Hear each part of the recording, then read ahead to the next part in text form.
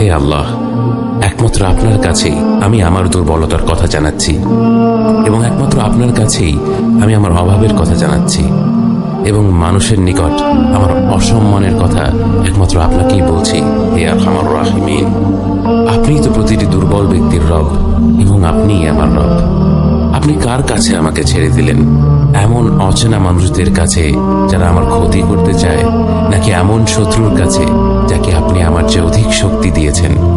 হে আল্লাহ, যদি আপনি আমার উপর রাগ না করে থাকেন তাহলে এর কিছুতে আমার কিছু আসে যায় না, কিন্তু আপনার আশ্রয় পেলে আমার পরিস্থিতি আরেকটু সহনীয় হবে। হে আল্লাহ, আমি আপনার চেহারার নূরের কাছে আশ্রয় চাই, যা সব অন্ধকারকে উজ্জ্বল করে দিয়েছে, যা দুনিয়া এবং আখিরাতের সব বিষয়ের সংশোধক। আল্লাহ, আপনার রাগ এবং অসন্তুষ্টি থেকে আমি রেহাই চাই। আল্লাহ, এই সব কাজই শুধু আপনাকে খুশি করার জন্য করা, এবং আপনি ছাড়া কোনো শক্তি